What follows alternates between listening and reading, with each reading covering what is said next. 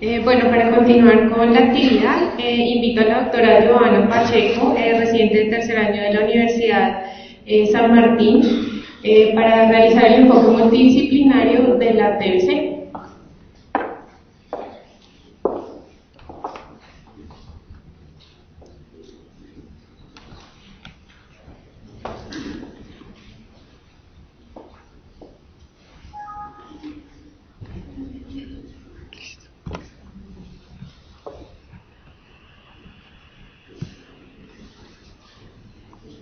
Buenos días. Pues tuvimos la fortuna de tener el diagnóstico nosotros y estar a cargo de desenredar todo o orientar más cómo deberíamos enfocar a este paciente. Teniendo en cuenta que teníamos un año de evolución con escrófulas, desnutrición, pobreza y hacinamiento, y se habla que las adenopatías, un 22% son positivas para TBC. Eso se ha visto en países como India, en donde han empezado a partir de este porcentaje han iniciado estudios para tuberculosis en todos los pacientes que tienen más de 2 semanas sin respuesta a un tratamiento con linfadenopatías ganglionares. Esta modalidad también la han tomado países como México y África, en donde tienen una alta incidencia de la enfermedad. Siempre pensando en tuberculosis. Pero hay otros países como España, países desarrollados, en donde no piensan en primera medida en tuberculosis, sino que piensan en un diagnóstico por micobacterias no tuberculosas que prevalecen más en esas regiones. También toman la determinación que en pacientes con más de 2 semanas sin respuesta a un tratamiento con las adenopatías debe iniciarse debe iniciarse el estudio para tuberculosis.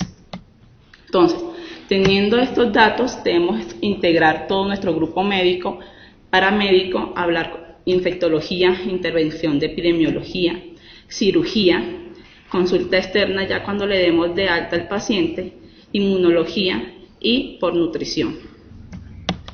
Hablando un poco de epidemiología, ¿qué tanto nosotros, teniendo esos datos de más de 2 semanas de una escrófula, deberíamos tomar ese mismo manejo?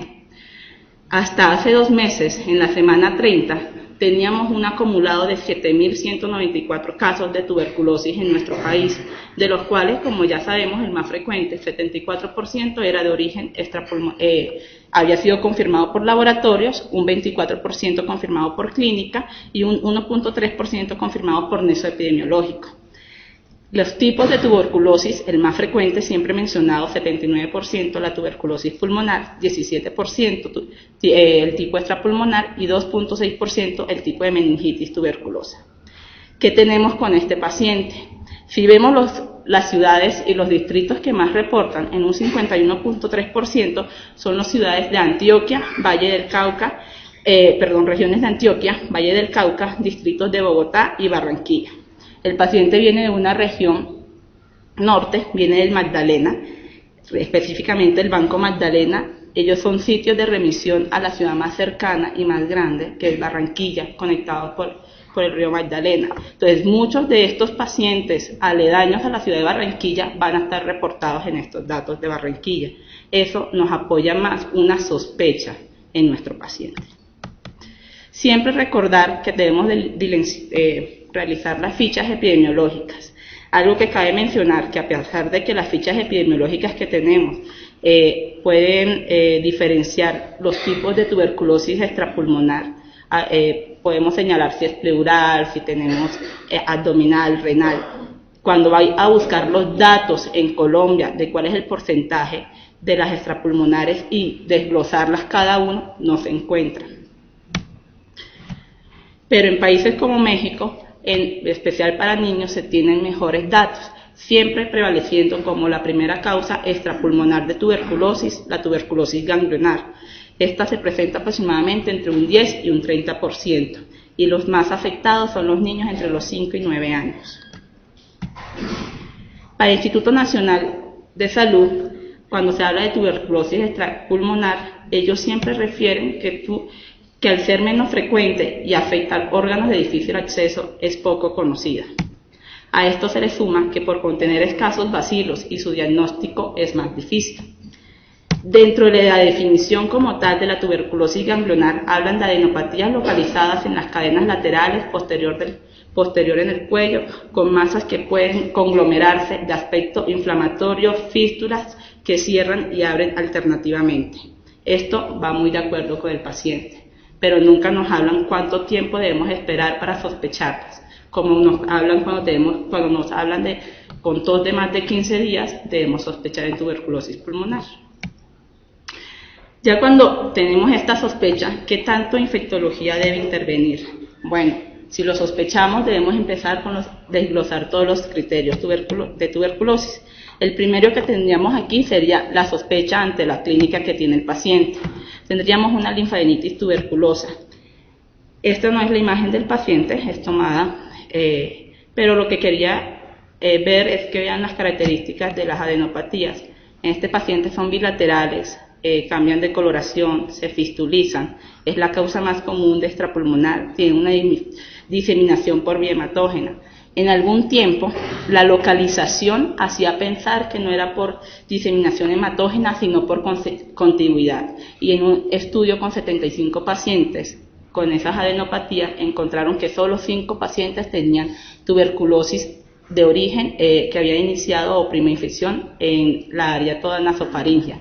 Sin embargo, cuando se hacían los controles radiológicos de estos 75 pacientes, el 68% habían tenido una radiografía positiva o anormal para tuberculosis o sospechosa de tuberculosis. Siempre se presenta en niños mayores, preferiblemente hablan de niños mayores de 8 años con un pico a los 15 años. Esto es un diagnóstico diferencial para las micobacterias no tuberculosas, pues estas se habla que empiezan o tienen un periodo hasta los 2 años de edad. Afectan con mayor frecuencia las cadenas anteriores, posteriores, las supraclaviculares y además de esto las axilares. Los ganglios son de 2 a 4 centímetros, la radiografía de tórax anormal en el 33% y llega a subir hasta un 50% de pacientes positivos o con radiografías anormales.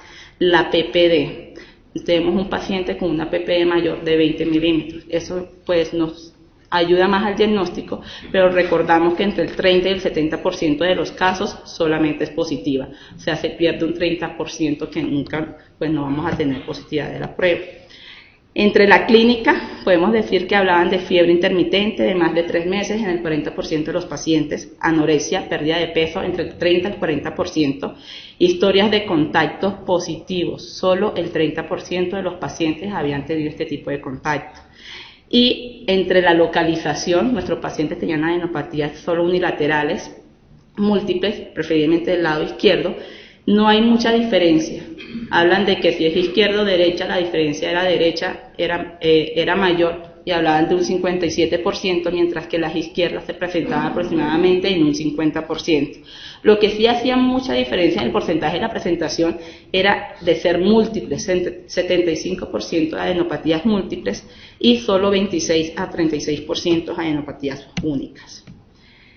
Traigo esta diapositiva que me habla de los diferentes grados que se toman estas adenopatías. El primer grado, o en el cual uno los podría conseguir, son ganglios móviles, no dolorosos, pequeños. Ya progresan y ya se vuelven más adheridos a la piel, indurados, se tornan dolorosos, se pueden o no fistulizar. Y en última o tercer grupo, estos ganglios asociados a micobacterias se hablan de que pueden involucionar, pero esto solo se ve más que todo en pacientes con micobacterias no tuberculosas. Y lo que sucede es que vuelven una vez y reaparecen aproximadamente 10 años después. Aparte de este criterio clínico que tenemos, en donde tenemos las adenopatías muy sugestivas con una clínica sugestiva, hablamos del criterio epidemiológico. El criterio epidemiológico para una tuberculosis pulmonar siempre nos hablan de un contacto positivo, pero que vemos nosotros aquí, que estamos en un país con alta prevalencia. Además de eso, tenemos una historia de contacto positivo en este paciente, no se documentó, pero en las tuberculosis meningias y en la tuberculosis ganglionar, solo 34% positivos, como les había mencionado. Y en las tuberculosis extrapulmonares de tipo abdominal, solo el 18% han tenido contactos positivos en los estudios. En nuestro estudio radiológico o en las imágenes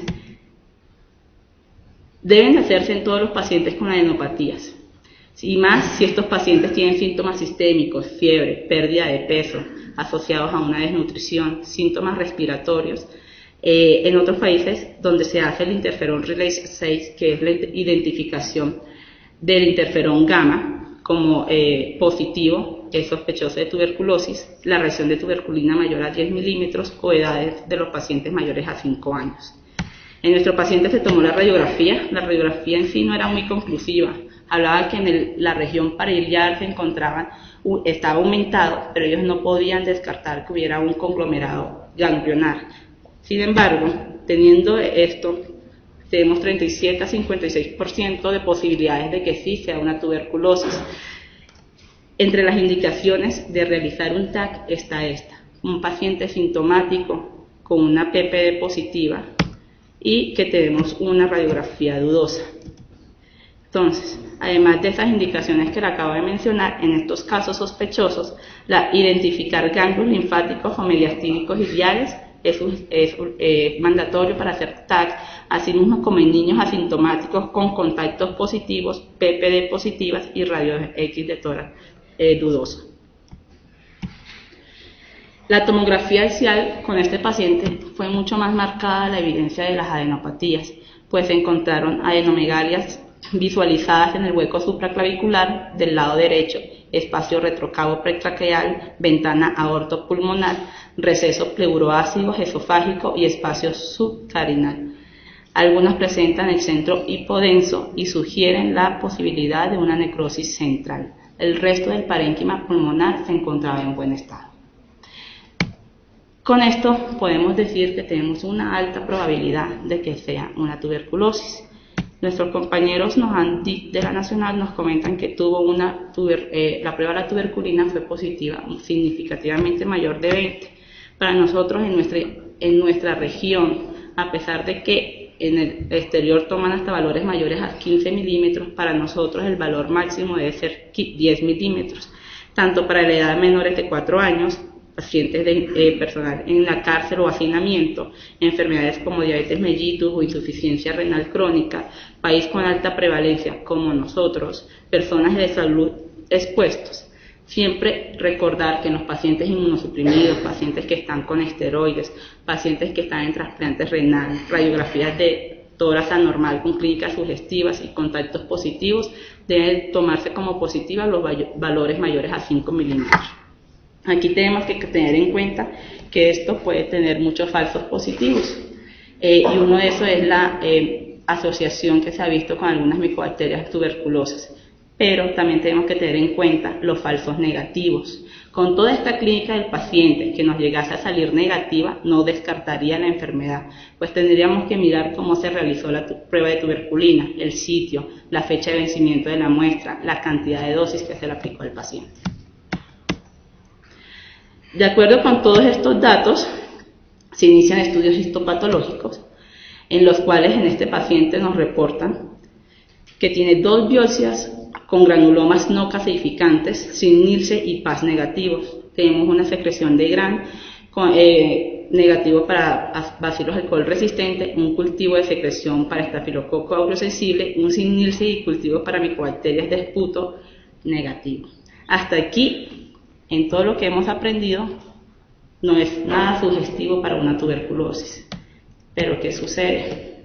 Que estos son componentes indeterminados o inespecíficos, que ante la clínica, la sospecha, a pesar de no tener una baciloscopia en las muestras positivas y de tener cultivos negativos, nosotros con estas condiciones de infiltrados linfoides, granulomas no caseosos y células gigantes de Langerhans, ya se puede hacer un diagnóstico probable de tuberculosis ganglionar. A eso que hace referencia, en muchos estudios en donde han visto se han estudiado los diferentes aspectos citológicos de las muestras en las biopsias, han encontrado granulomas más necrosis y con unas pruebas para la baciloscopia positivas en el 88% y cultivos positivos en el 88%, sin tener calcificación. Solo el granuloma solo nos habla de un 16% de pruebas positivas para los bacilos y 66% de pruebas positivas para los cultivos. Y necrosis sola nos habla de 76% de pruebas positivas para bacilos y 84% en los cultivos. Es decir, es un abanico amplio en el cual hay diferentes formas de citologías en las que se representa la tuberculosis. Entonces, si tenemos una clínica y otra sospecha, esto no nos puede dejar de pensar en que pueda ser una tuberculosis extrapulmonar, una tuberculosis ganglionar.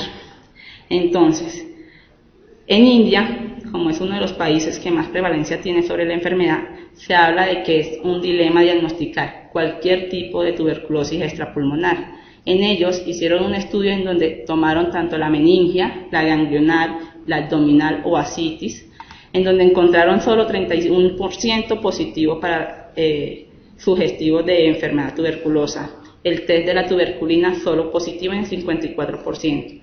El frotis solo positivo en el 32%. Cultivos muy bajo rendimiento y solo 2.8 positivo. Pero la PCR fue significativamente positiva en todo el estudio.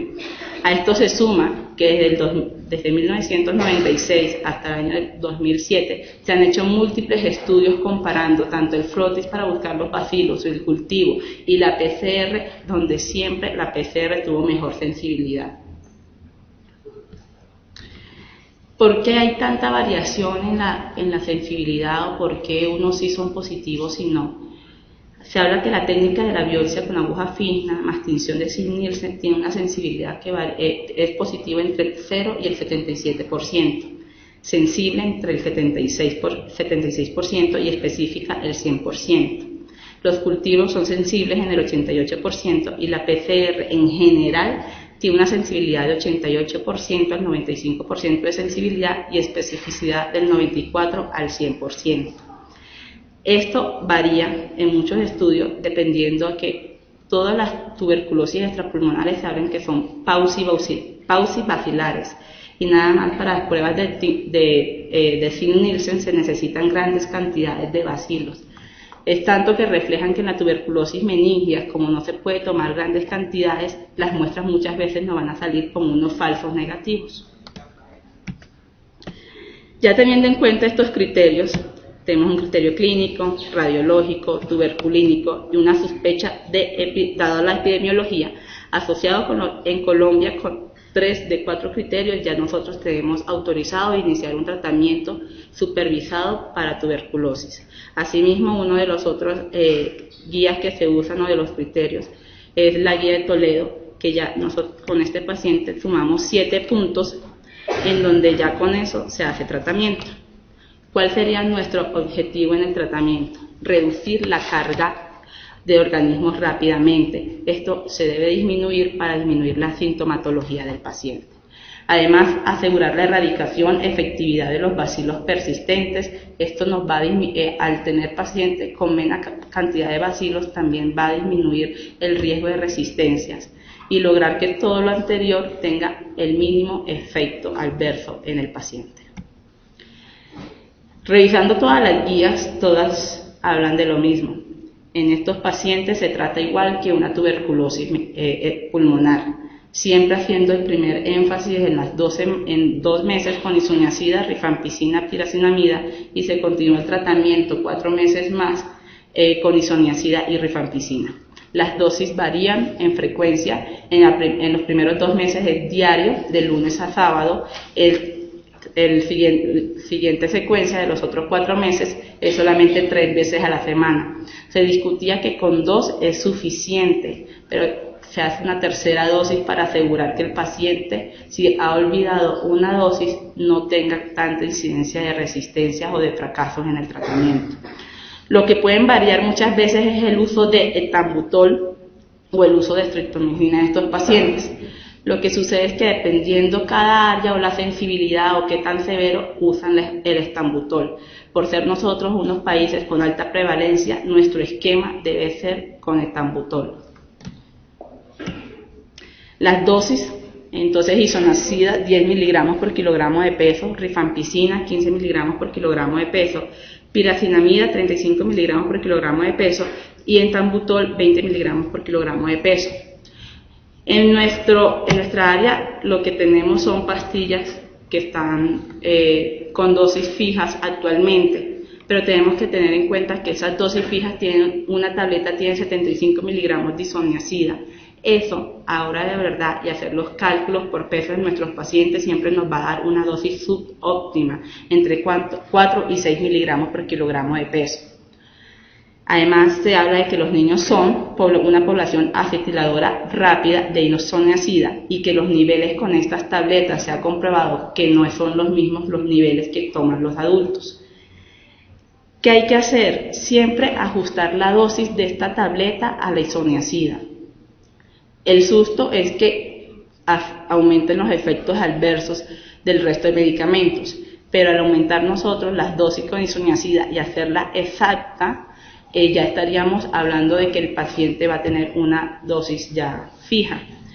Entonces, si uno hace el cálculo con este paciente que pesa 29 kilos, debe recibir al menos isoniazida, debe recibir 290 miligramos.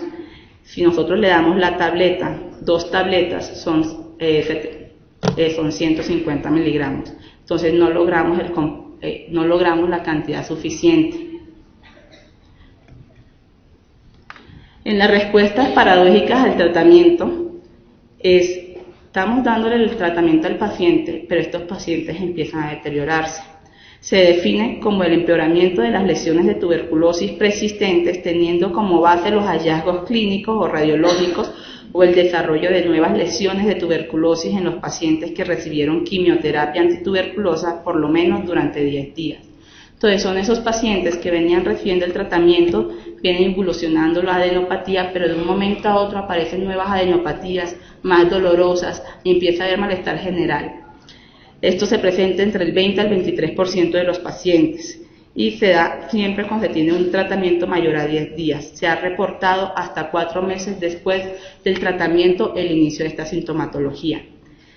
Si esto aparece, en ningún momento hay que suspender el tratamiento.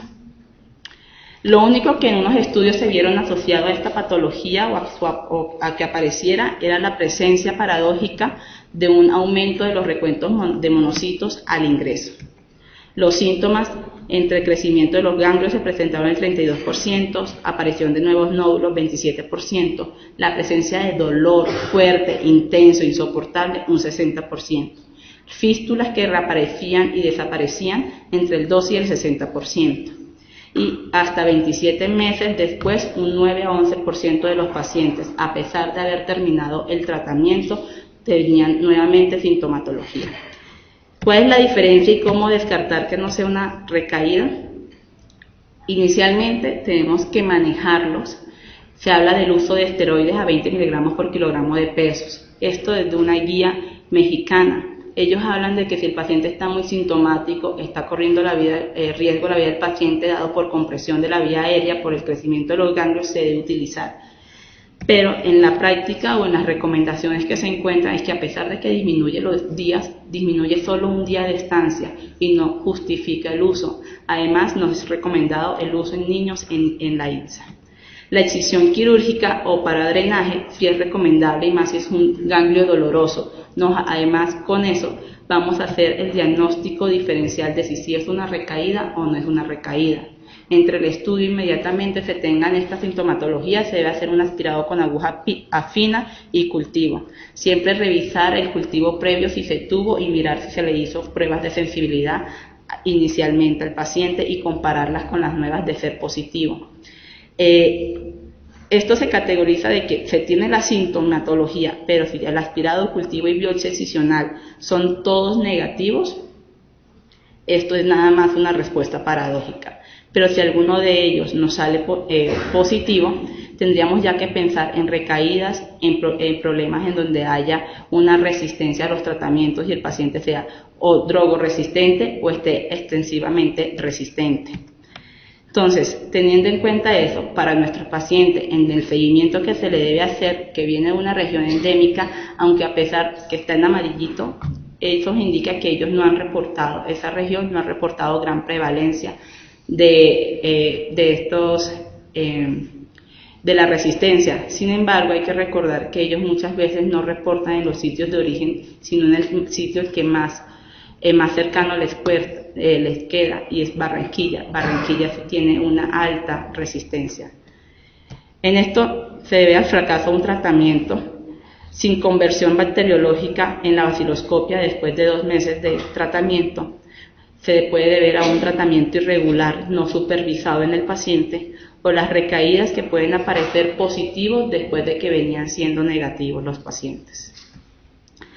Ante esto, hay inmediatamente que estudiar a todos los contactos y mirar si no si tiene algún contacto que sea que tenga resistencia, o si no tiene ningún familiar que esté con la enfermedad, hacer un seguimiento durante 2 años. Infectología de la mano con epidemiología. Tenemos el caso, tenemos la clínica, lo hemos confirmado. Inmediatamente esto se debe antes reportar, confirmar el caso de TBC en cualquiera de sus formas, notificarlo, hacer una inscripción del paciente en un listado nacional. Muchas veces se hace el listado, pero el paciente se pierde. Iniciar el tratamiento inmediatamente bajo la sospecha, asesorar al paciente a la realización de pruebas de tamizaje para VIH y visitas regulares de la familia. El objetivo del estudio de los contactos es buscar más que todo en los niños, buscar un adulto bacilífero que todavía no haya sido diagnosticado. Y de este estudio, de llegar a ser negativo, no nos podemos quedar quietos. Pueden haber infecciones latentes que no hayan sido visualizadas. Se debe repetir los estudios 3 a 6 meses después. En los niños que se encuentran en un estrecho contacto, si son menores de 5 años, se encuentran sanos, se les da tratamiento con isoniazida durante 6 meses. Si el paciente después de este tratamiento llegase a presentar sintomatología, se evalúa para TBC. Si este mismo paciente de 5 años es sintomático y es un contacto estrecho del paciente, se debe iniciar una evaluación para TB. Si el paciente es mayor de 5 años, está sintomático, se hace la evaluación, o si es un paciente mayor de 5 años sano, no se da tratamiento. Eso lo diferencia del menor de 5 años. Pero se vigila cada 3 meses, y si se vuelve sintomático, inmediatamente se inicia el estudio para tuberculosis. Entre los estudios para tuberculosis, entonces tenemos que, dada la clínica de los pacientes, comprobar que tengan la BCG, mirar cómo está la PPD, si es positiva o negativa, sin BCG, con una radiografía normal se hace una quimioprofilaxis. Si el paciente tiene BCG, está vacunado, radiografía normal, pero tiene una PPD positiva o negativa, se hace una vigilancia clínica en el paciente de manera mensual durante 6 meses. Si se vuelve sintomático, se inicia sospecha de tuberculosis y se inicia todo el estudio complementario.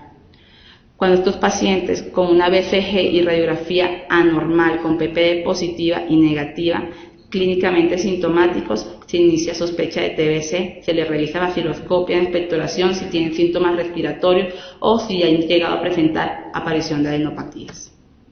Y según su evolución ya se empezará el tratamiento.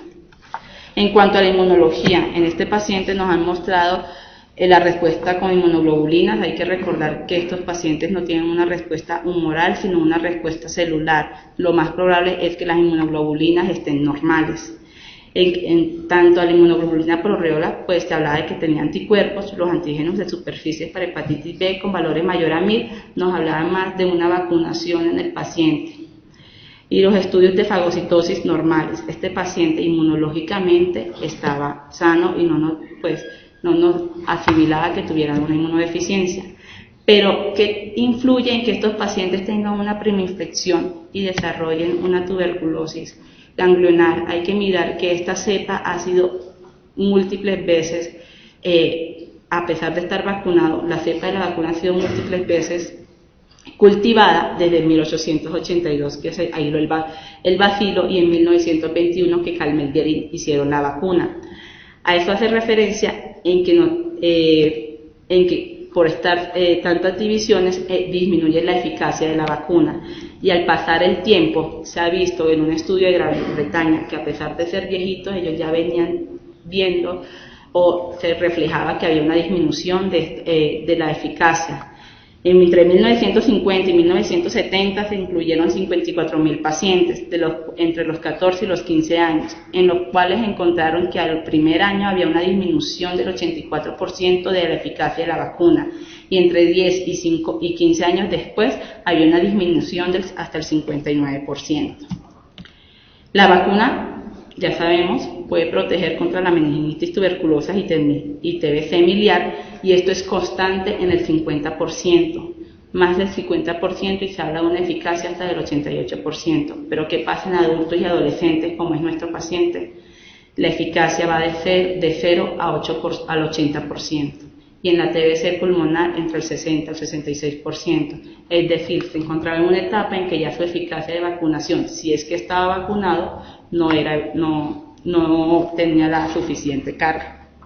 Se habla de que si tiene cicatriz o no, si está vacunado o no, eso es relativo, porque muchos pacientes, solo el 17 al 25% pueden, a pesar de estar vacunados, no tener una cicatriz.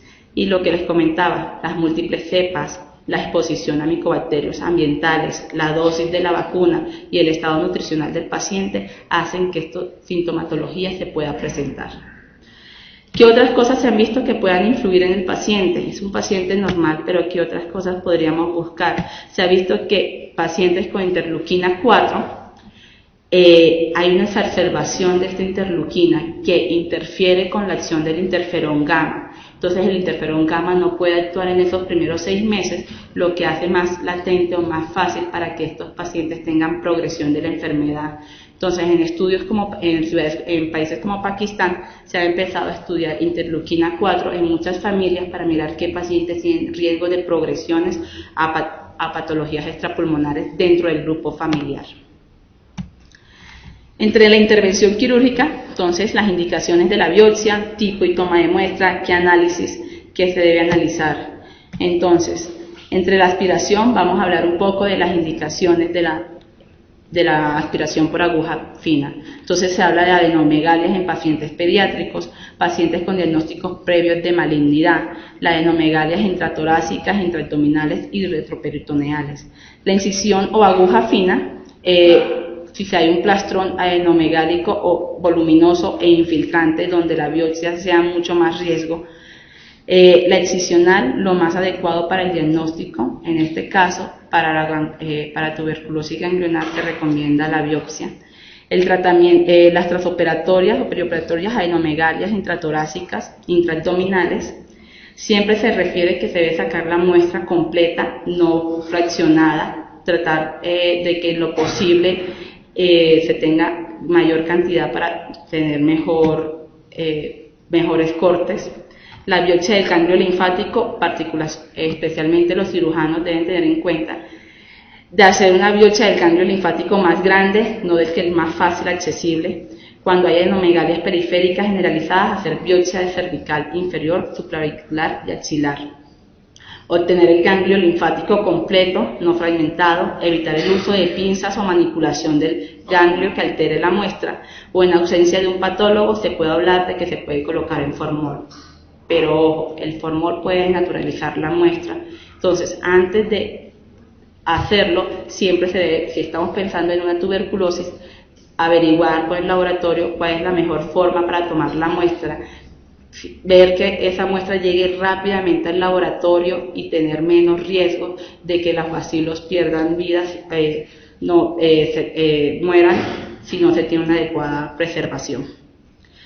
Entre las indicaciones para llevar a cabo la biopsia se encuentran las adenopatías persistentes a pesar del tratamiento, crecimiento ganglionar importante, adhesión a los ganglios a planos profundos y aspirados con aguja fina.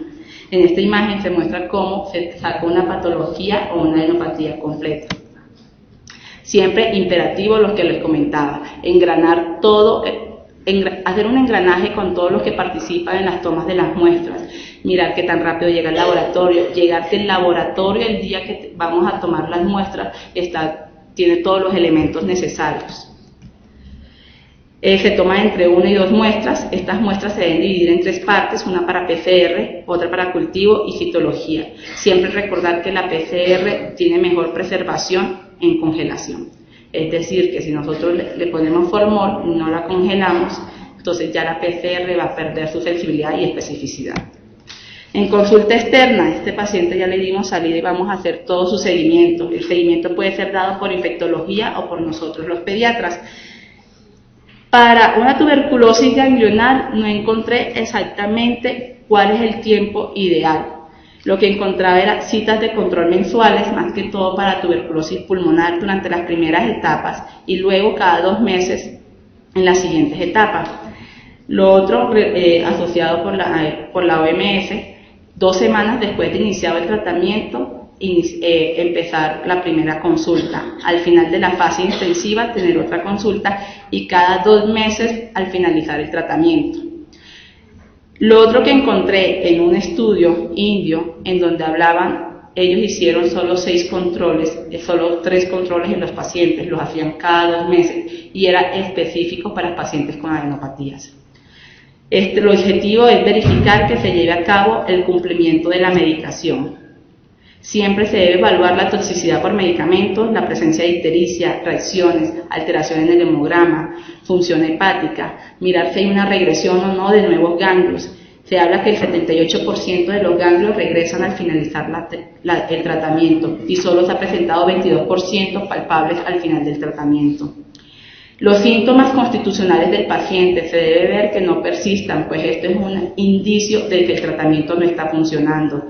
La ganancia o pérdida del apetito o peso son importantes durante la consulta y más que todo para ajustar las dosis de los tratamientos. Si nosotros notamos que el paciente empieza a tener una nueva aparición de ganglios o crecimiento de los mismos, hay que realizar una radiografía de tórax y evaluar los requerimientos de cirugía de ser necesarios.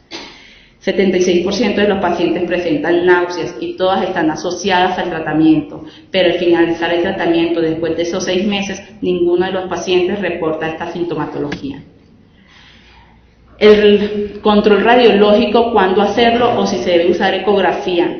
Pues la radiografía solamente se debe repetir si el paciente tiene síntomas respiratorios o se debe realizar al final del tratamiento para mirar qué tanto han disminuido ganglios que no se vean como los ganglios intratorácicos. Lo otro es qué tanto es necesario irradiar a los pacientes si podemos tener un control con ecografía. Si confiamos si es una persona experta, se puede evidenciar el 80% de la disminución de los ganglios intratorácicos y tiene menos riesgo el paciente de irradiación. Entre todo el resto de cosas que tenemos que hacer, siempre pensar en que estos tratamientos... 5 minutos porque no tiene el salón. Listo. Entre todo, tenemos que mirar todas las reacciones adversas de los medicamentos. Hablando de isoniazida, hay que ver que no haya hepatitis sintomática. Entonces hay suspensión del fármaco y vigilar si hay un aumento de las transaminasas significativo. Significativo se habla mayor de 5 veces el valor normal. Si hay neuropatías periféricas, recordar que siempre en niños, si se está dando isoniazida, se debe acompañar de B6 para mejorar esta sintomatología y específicamente para evitarla. En la rifampicina, más que todo vigilar la hepatitis. Y en la piracinamida, tenemos que mirar más que todo los riesgos en el cuadro hemático, anemia, insuficiencia renal. Esto es claramente indicativo de suspender el tratamiento con piracinamida y buscar otras opciones. El paciente se debe remitir a infectología para ver cuál es su mejor opción de tratamiento. En tanto al etambutol, mirar la neuritis óptica. A pesar de que son niños pequeños, siempre tener una valoración ortométrica en el paciente. En la nutrición del paciente, este es un paciente desnutrido con un peso para la talla muy bajo, pues habla de un percentil 10 y 25. El peso real del peso para la talla era de 35.5, pero estábamos en un peso de 29 kilos. Este paciente tiene una disminución, una desnutrición o alto compromiso moderado. Su índice de masa corporal de 14.8% también moderado. Lo que vemos mayor comprometido en este momento era el peso para la edad, que estaba 63%, severamente comprometido.